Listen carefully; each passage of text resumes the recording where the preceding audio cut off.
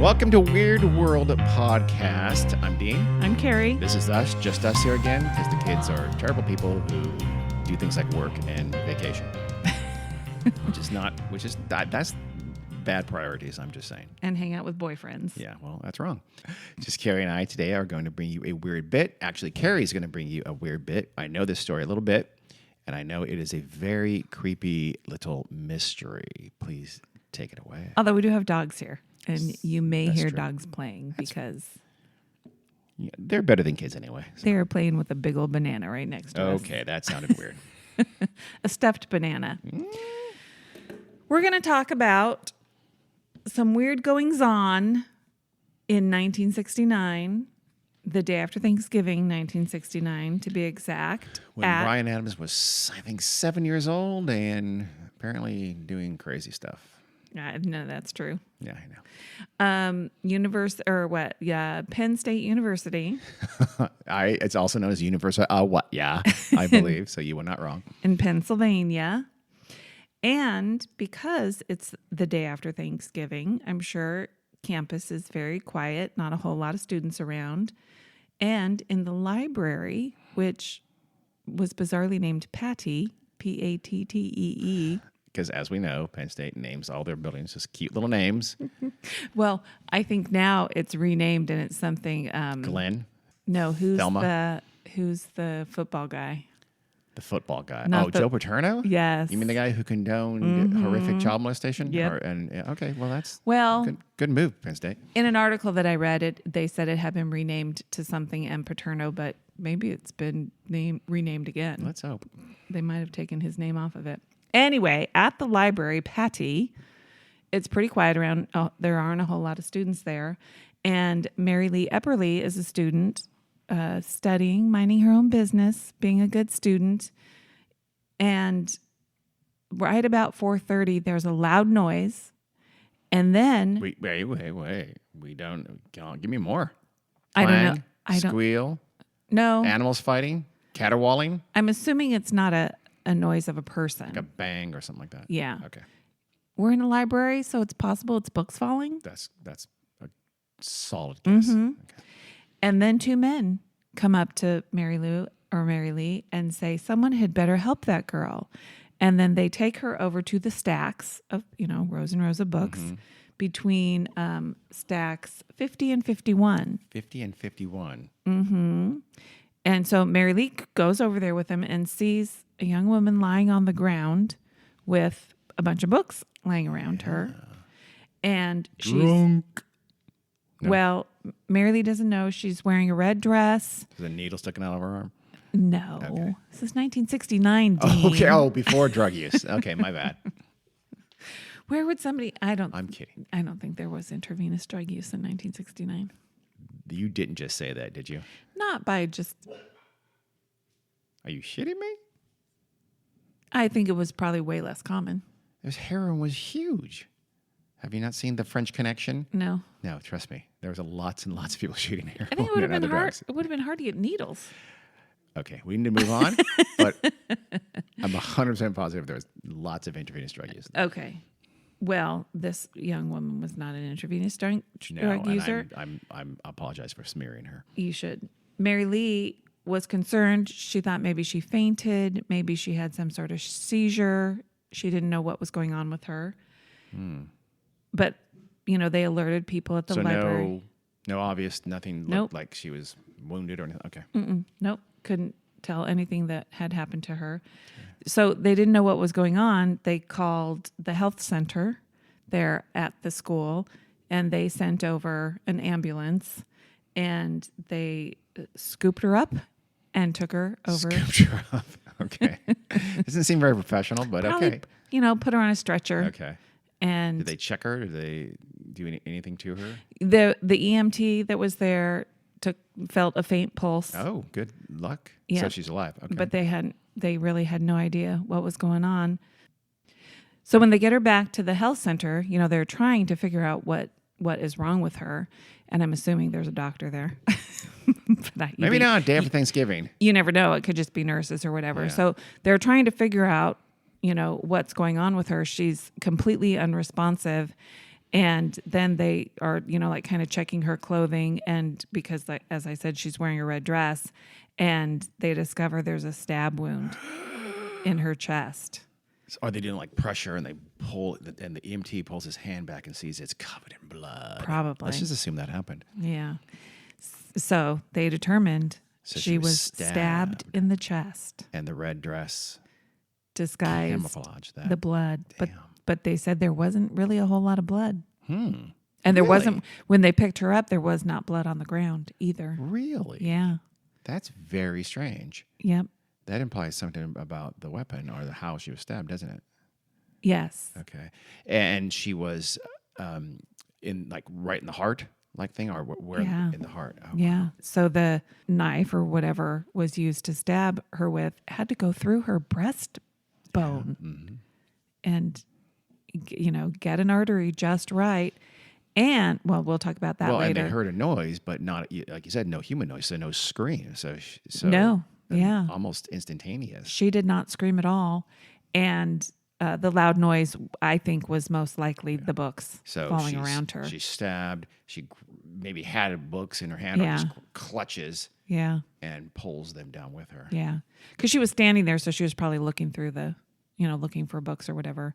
And she could have, because she was there to work on a paper, so she probably, she could have had an arm full of books. Yeah. So, She's studying the work of Mapplethorpe, I believe. Dean. So, let's talk about who this poor young woman was. Her name was Betsy Aardsma. Oh, what I was going to say earlier was, because of the circumstances of this happening to her, nobody thought there was possibly a crime. Really? So nobody, well, at first, obviously. Oh, at first, yeah, but once they thought found the she stab just wound. fainted or whatever. Yeah. So, but immediately there was no, calling the police right Yeah, I away. So plenty of time for the culprit to get away. escaped, even if he hadn't escaped yet. Plenty of time because Correct. they didn't realize it. Yeah, and nobody was paying attention to who was there, who was coming, who was going. It makes you wonder if she was picked because of her red dress. That would be, I doubt it. Yeah, I doubt Because it you'd too. still think you'd see, like I said, it's odd that there wasn't More blood. more blood. Yeah. Yeah. Well, Betsy Aardsma was a graduate student at the university. She had only been there for like 8 weeks. She had just started in September. This was November. And so it was her first year of graduate school. She got her bachelor's degree at University of Michigan, where she was an honor student, and she was from Michigan. She had a boyfriend, David Wright, who was in medical school in Hershey, Pennsylvania. Hershey, Pennsylvania. How Wait. far?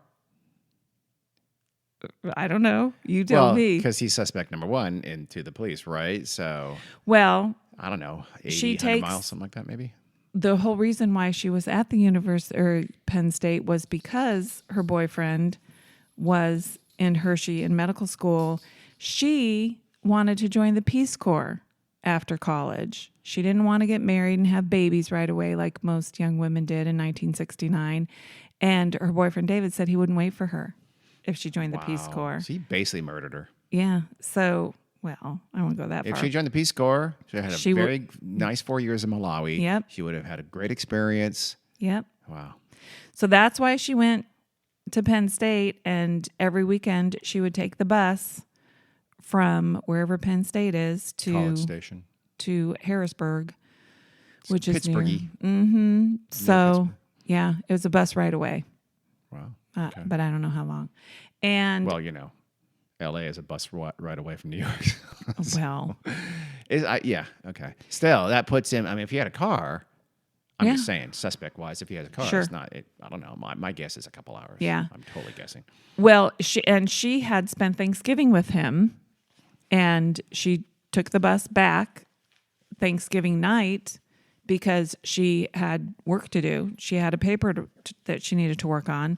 So that's why that Friday after Thanksgiving in the afternoon, she and her roommate walked over to the library. They kind of parted ways, and Betsy went into the library. First, she stopped off and met with a professor of hers, and then she went down to the stacks to look for the books that she needed for her English paper. I am very impressed with Penn State. Why? Professor Oh. on campus on the Friday after library open. Mm-hmm. Way to go, Penn State. Yep. So she was there working on her paper. And remember when I said that the two guys came and told Mary Lee? I do not know. Yes, I do. So Well, two guys came and said, "You better help that." Did the two guys go with Mary Lee back to Betsy's yes. body? Okay, Yes. they did. And then they kind disappeared. of faded away. But a man was also seen running out of the library's front entrance. And this was just a short time. Just a short time After. between 4:30 and 5. Oh, wow. Yeah. And then the ambulance, I said, was called at 5:01. And then by the time, they had gotten her back to the health center, it was about 5:20. And the loud noise was 4:30-ish. Yes. So she was not. So she was lying in the aisle there for quite some time, for nearly half an hour, right? Until those two guys presumably stumbled upon her and told Mary Lee, or It was like, between 15, 4:30, 4:45 probably. yeah, okay, so 15 minutes or so, maybe. Yeah. Enough time for her to bleed out. Yes. She probably bled out in minutes. And Mary Lee said it felt like a long time. She estimated 15 minutes before, anybody Okay. came, Okay. which, Got it. fits with everything. So plenty of time. So and so that person fleeing the library was between 4:30 and 5. So Yes. okay. Yeah. And nobody knows who he was. And he never came. I'm assuming they did a call for anybody who witnessed and blah blah blah. And Yeah. no one came forward. There actually was a young student there, actually from Africa, who had seen him running out, and actually he ran after him and lost him. Why did he run after him? Did he know that Betsy had been I don't stricken know. by then? Well, that's odd. He must have known something. I think he must have known something was going on because, like, a group had, there was like a crowd gathering around Betsy. and so they knew she was dead or dying. Or they knew stricken. there was something going on with her. Yeah. Nobody thought she was dead. No, okay. Nobody could tell. But without the blood, you wouldn't think. You would just think some kind of a natural, something, a weird heart attack, like you said, a seizure or something like that. You wouldn't. She passed out, literally. You wouldn't think. So it's odd that he would chase after someone, even someone running from the library. That seems weird. But he said he couldn't. Once he was out of the library, he lost him. Okay. And like I said, nobody realized that any kind of crime had been committed, so nobody called the police. So the library wasn't locked down. None of. Everybody was allowed to just leave. Yeah. So they really didn't have any way to track what students were even there during the time. And Betsy didn't really know very many people. Like I said, she had only been on campus for 8 weeks, and she spent every weekend in Hershey. So she wasn't hanging out on the weekends, even like with her roommate and stuff. With her needy boyfriend. Mm-hmm. She was pretty. She had long brown hair and hazel eyes. I'll post a picture of her. They're black and white, but I'll post a picture of her. And her friends thought she was smart and edgy. Edgy? Yeah. I like it. She had actually a tattoo of a spider web on her wrist. Very rare for 1969 white people. And she had a great sense of humor and a huge laugh. I like her. Me too. Especially because she wanted to join the Peace Corps. Yes. I really wish she had. I know it. Goddamn boyfriend.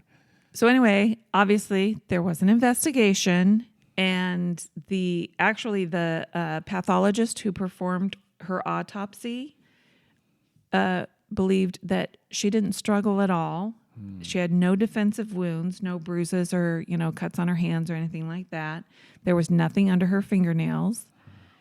So it's possible that she really even had no idea that it happened. I mean, it might have happened so quickly. It makes me think that he stabbed her from behind the row of books, because you just looking, you're perusing, you're looking at books, your attention is up at the shelf. You don't even see the person on the other side, and just boom. There's a space there. Let's say you clear aside a couple of books, and you have and her chest is right there. Yeah, you can do it and walk away. Mm-hmm. And it is very safe too, because even if it wasn't an immediate death, or even if she lived, She doesn't see you. She never saw you. Right. That's why I don't think he approached her from the front. Yeah. And, possibly if she hadn't knocked over books, then it's possible she wouldn't have been discovered until somebody else wandered into that aisle.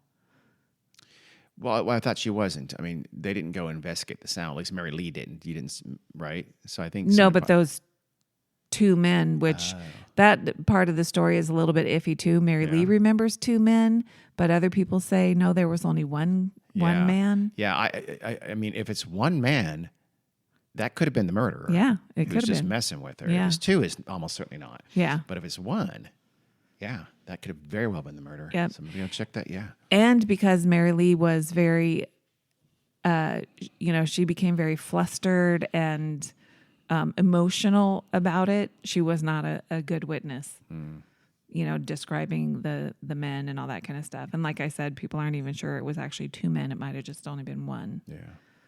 So I think, like I said, I've read one man. yeah. Yes. Okay. Yeah. But the way Mary Lee tells it is, she remembers two men, but Okay. like I said, that's not reliable. So anyway, this information from the pathologist, none of that was ever, reported to the media or anything like that. The media never actually interviewed this guy. They only interviewed the coroner. So obviously the police knew this, but it was never released. And not that matters all that much, but Wait, knew what? It's been a long that time. she didn't struggle, that she didn't have defensive wounds, or, nothing under her nails, all that kind of stuff. But he did say that she died very quickly, probably in under a minute. Yeah, if he got the heart. So that EMT who thought he felt a pulse was just mistaken. Okay. The knife was probably like a hunting knife, like 3 or 4 inches long, but it had to be strong because it had to get through her breastplate. And it severed an artery and also her lung. So she basically drowned in blood. Obviously you're going to die because of the heart puncture and all that kind of stuff. But her lungs filled up with blood. Yeah. Yikes. Horrible. So like you said, her boyfriend, of course, was initially a suspect. He had a solid alibi, so even if he did have a car or could have taken the bus to Penn State, he was in a study group in Hershey. He was in medical school at Hershey? Yes. Where they train you. I think that's where Patch Adams went to. So they train you in in chocolate-based medicine. So you die, but you die deliciously. Yes, Steve. So anyway, he was ruled out as a suspect. Okay, lucky him. So they continued to interview students. Sometimes they used hypnosis and polygraph tests. No. Well, that's to their detriment. Yes. Hypnosis, really. Yeah. Did you kill her? Okay, wait. 1, 2, 3. Sleep. Did you kill her? Yes. Got me. I don't know. Maybe they hypnotized, were you at the library that day? Because there weren't that many people. No, hypnotize them. Yes. No, hypnotize them to see what they remember, Dean. Okay, well. You know how it works. Just as lame. They put hidden cameras in the stacks to see if maybe the killer would return to the scene of the crime. Hidden cameras? In 1969, it's a large Polaroid. The tripwire was a literal wire across the way. You would trip on it, and then it would take a picture I know. of you. I wonder what kind of cameras they were. No idea.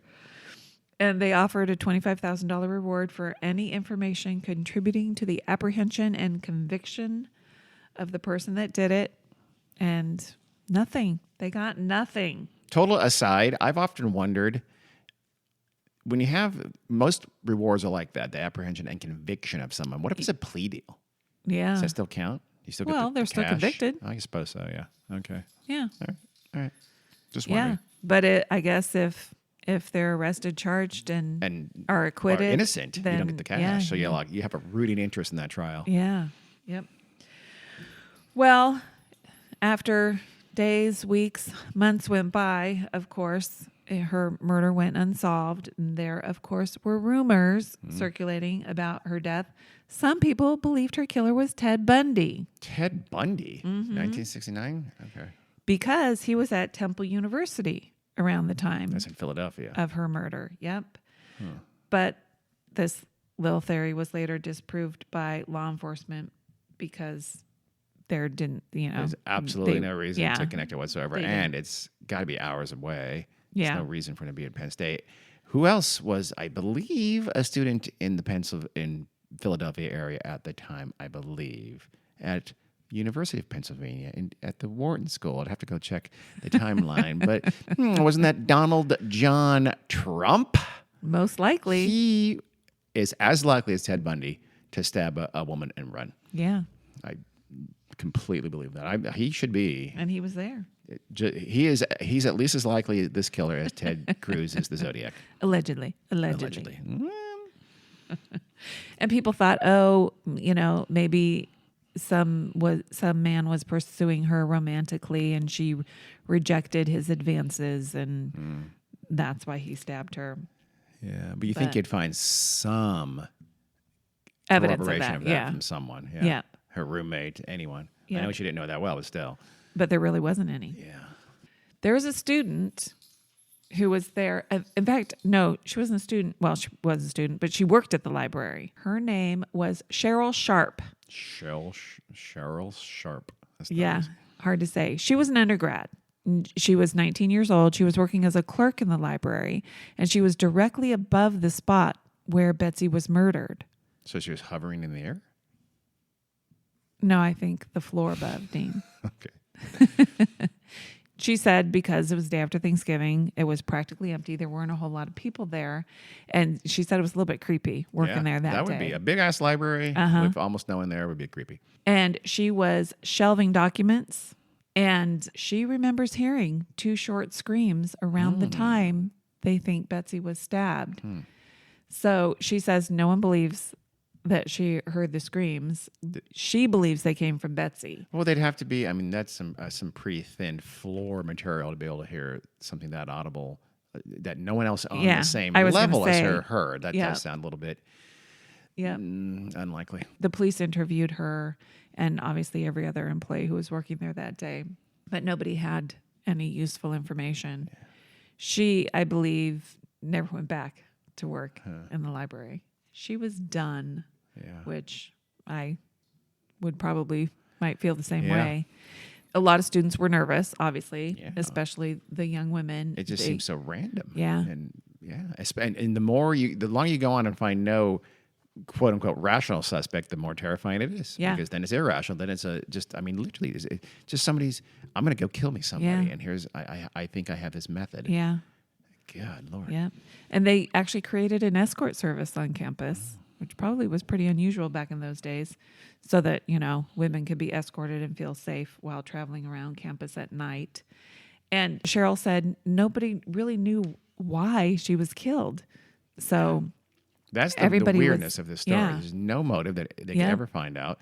There's no, as far as I know, there's no really solid suspect. There's no, apparently it's just an insane random murder. I mean, and you think you would, was it a one-off, right? That method was so foolproof. There was no other murder as far as I know. Yeah. Anywhere near this time, any place in the country. So yeah.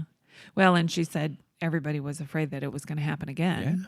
Yeah, absolutely. Yeah. That makes sense. Well, she also said some people, like the rumors and stuff, some people said that Betsy was a prostitute or a nude model for the art department, and that's why she was targeted. None of those, obviously, neither of those things was true. Or any reason for her to be targeted either, for that matter. Yeah. Okay. They also then, shortly after, installed security cameras in the library elevators, and anybody who needed to go to the second core level, which is where she was, had to be escorted. Wow. And she said staff members just really tried to avoid the area altogether. And then obviously there was a heavy police presence for a while, at least for a month or two, because they were interviewing everybody. And so she said it was very traumatizing. So here's one person who is actually named as a very possible potential suspect. Actually, there was a book written called Murder in the Stacks, Penn State, Betsy Aardsma, and the Killer Who Got Away, written by David DeCock. It's unfortunate, but okay. Yeah. And his theory is that Richard Hefner, another graduate student at the time, murdered Betsy. Dick Hefner, the actual Dick Hefner, Dick Hefner. So DeCock thinks that Dick Hefner did it. All right, just pointing that out. I knew you were going to enjoy that one. Well, according to, I'm going to call him David, the author. Oh, I'm fine. Wouldn't ruin it. Fine. Richard Hefner showed up at a professor's house the night the murder occurred, acting strangely. And the professor and his wife said that Richard Hefner showed up at a professor's house and said, "Have you heard? A girl I dated was murdered at the library." So this kind of freaked out the professor and his wife. Yeah. And they got the impression that he could have been involved in the incident that he was describing to them. Because he almost certainly really wasn't dating her. Yeah. So that does go back to the unrequited, but maybe an unrequited. Yeah. So it would have to be, unrequited, and he literally approached her and only her, and no one else had any knowledge, like no one else in the same class or something, or she had never confided to her roommate. Yeah. that this guy, Richard Hefner, has been hitting on me, and it's really getting creepy. So that, it's possible. Yeah. She just didn't tell anyone. She'd only been there a short time. He obsessed on her very quickly. Yeah. And then, And the police thought he was a pretty good suspect, but apparently, I don't know. None of the stuff that I read said why he got dropped as a suspect. well, they couldn't develop anything. There's no one saw him Yeah. in the library at the time. There's no physical evidence. They didn't break. I presume they interrogated him, but he Yeah. denied it. Well, and David DeCock thinks the way the police handled it was very strange. That he said it was almost like they didn't want to solve. that makes no sense. I know, the case. That's just that false mystery kind of bullshit. Yeah. It's irritating. And he said that he couldn't find a lot of the documentation of like all the interviews and stuff that the police did. Who knows? Do you know if it was the city police or the university police? I don't know. I don't know. I think a murder is going to be the Yeah, city police. probably. Well, Richard Hefner went on to become a doctor, and he ended up in Las Vegas where he died. So You made that sound really kind of weird and mysterious. He just lived a full and normal life and died eventually in Las Vegas. But you turned that somehow pretty evil. oh, wait a second. I said he became a doctor. I'm wrong. Oh, he became a chocolatier. He was Dr. Richard Hefner, but he was a professor doctor. He got a PhD. He was a doctor, Carrie. Let's be But not a clear on medical that. doctor. Yeah, he was a doctor, Carrie. He was the kind of doctor that had the word doctor before medical doctors Yes. used the word doctor and stole it because they're dicks. Yes. Okay. Well, his degrees were in geology, and he became a professor. Okay. So, it's possible that he dated her, but I find that hard to believe because she had a Well, boyfriend. Almost certainly he didn't date her. Yep. Just from 2 months. She's got a boyfriend. But she would have had to cheat on her boyfriend and establish a Yes. dating pattern all in 2 months. Yeah. And he would have had to meet her and woo her. This Richard Yeah. Hefner. So now Not, that's highly I don't think unlikely. it's likely either, but this David DeCock thinks they did. So I David don't know. DeCock doesn't sound super reliable. I to be know. honest with you. But anyway, Dr. Hefner died, like I said, in 2002 in Las Vegas.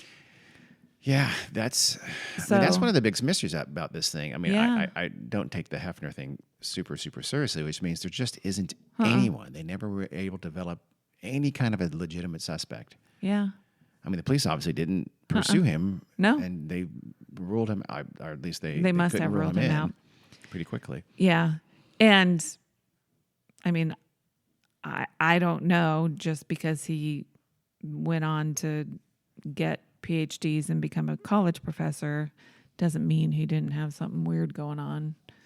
I feel like it does. I feel like if you have a PhD, you can't have ever No. done anything. Trust me, I know plenty of Okay, PhDs. that's great. There. Do you? Do you? Okay. Well, that's Well, one more. okay. People have also thought that the Zodiac killer. The Zodiac. Killed her. Why did people? I don't know. It's ridiculous. So annoying. Nothing whatsoever. They There's do with the nothing. Zodiac killer. Yeah, they had no connection. 3,000 nothing miles in away common. almost. There's things completely different. He just was active at about the same Yep. time. That's just stupid. Yeah. I hate that. I Yeah. believe it's the same guy who killed the Black Dahlia. Is that guy too? Could be. How any lore to go along with this story, the Betsy story? There are people who say that when they're in the stacks between 50 and 51, they feel cold spots.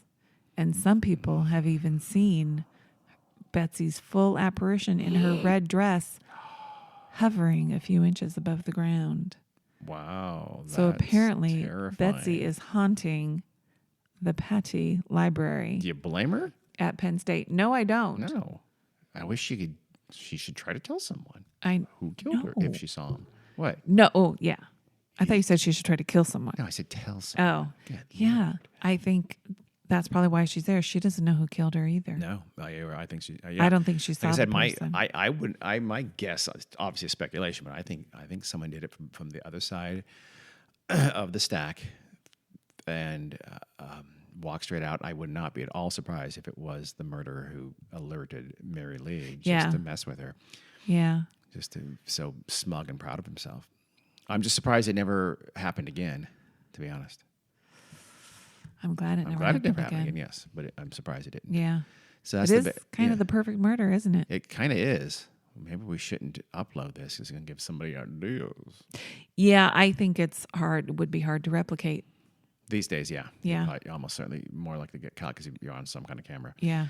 Yeah, but back then it was pretty foolproof, or at least it proved to be foolproof in this case. So that's the mystery of Betsy Aardsma. Yep. Never solved, never will be. You know what the lesson is from this? What? If you want to join the Peace Corps, join the Peace Corps. Yes, that's a good lesson. God damn it. Don't give up your dreams for a boy. Nope, never. Yep. Absolutely not. There we Not go. worth it. Okay, well, thank you, Carrie. You're welcome, Dean. Tell them the stuff.